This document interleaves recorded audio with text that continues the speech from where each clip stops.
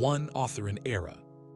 Peter Singer, born 1946, was raised in Melbourne by Austrian Jewish parents who had fled the Nazis, a biographical fact that shaped his lifelong preoccupation with how we identify the morally considerable and who gets included in the circle of ethical concern. He studied philosophy at Melbourne and Oxford, where he encountered the utilitarian tradition and Henry Spira's early animal advocacy, and published Animal Liberation in 1975. At 29, producing the most practically consequential philosophical text of the 20th century in terms of behavioral change. He is currently at Princeton. He is the most prominent utilitarian philosopher alive, and his writing on global poverty, famine, affluence and morality, end-of-life ethics, and animals has transformed multiple public policy debates. 2. The book's genesis. Animal Liberation was written after Singer contributed an essay on animal rights to the New York Review of Books, a review of a collection of essays edited by Peter Singer and others, and recognized that the philosophical case for extending moral consideration to animals had never been made with systematic rigor for a general audience. The book was conceived as a philosophy text that would also function as a practical guide, explaining the philosophical argument, documenting the actual conditions in which animals are raised and used, and arguing that ordinary consumers could make a difference by changing their purchasing habits. Without it, the academic field of animal ethics and the practical movement for animal welfare reform would lack their founding document. 3. Main THMES. The principle of equal consideration of interests. What does moral equality require? Not identical treatment, but equal consideration. The interests of all beings capable of having interests, including non-human animals, deserve equal moral consideration, regardless of species. Suffering is suffering, regardless of whose. Speciesism as an unjustified prejudice. What is the moral error underlying the conventional treatment of animals? Speciesism, the arbitrary preference for members of one's own species, is morally analogous to racism and sexism. It grants moral privilege based on group membership rather than on morally relevant characteristics. The capacity for suffering as the criterion of moral consideration. What determines whether a being deserves moral consideration? Not rationality, language, or moral agency, but the capacity to feel pleasure and pain. Jeremy Bentham's criterion. The question is not can they reason, nor can they talk, but can they suffer? Factory farming and animal experimentation as morally indefensible. What follows from the equal consideration of animal interests?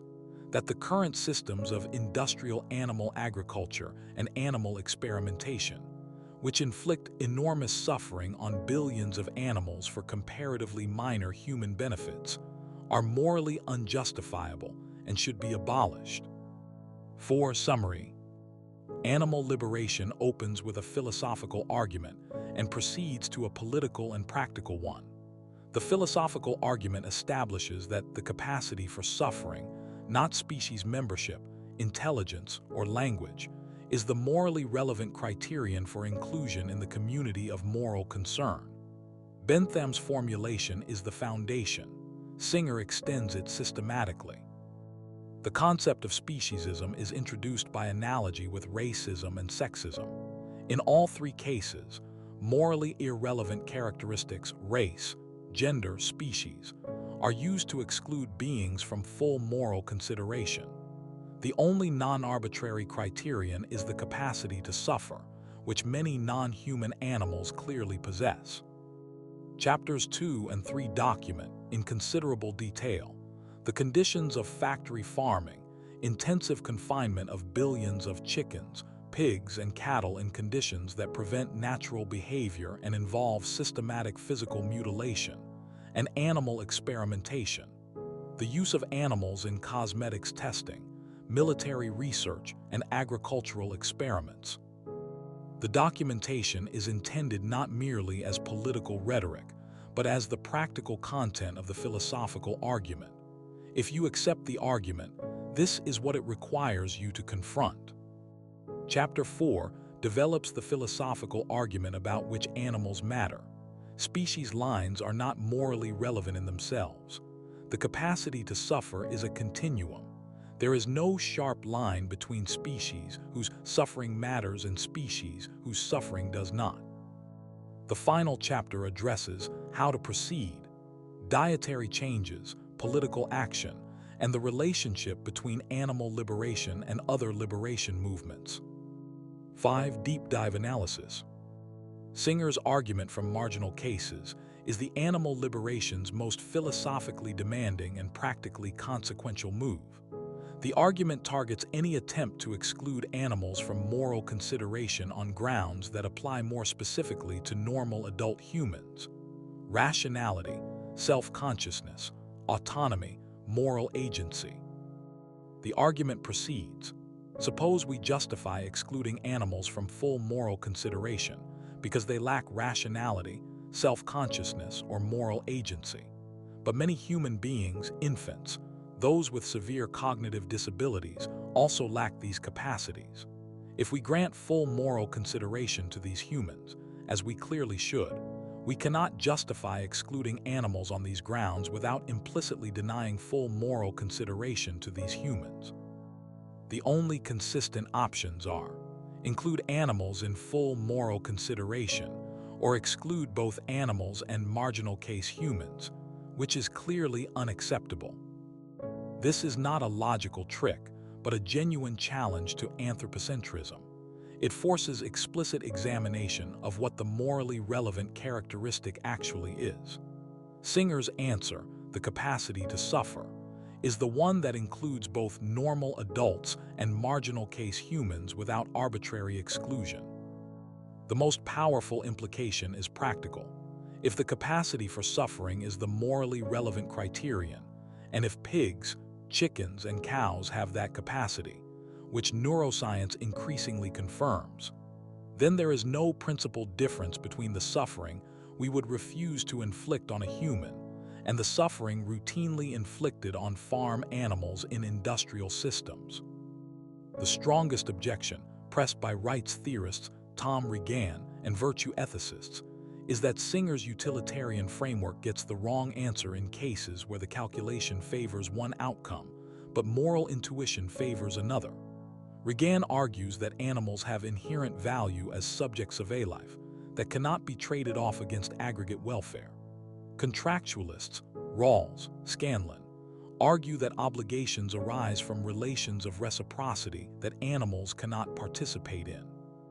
Singer's response to the contractualist objection parallels his argument from marginal cases.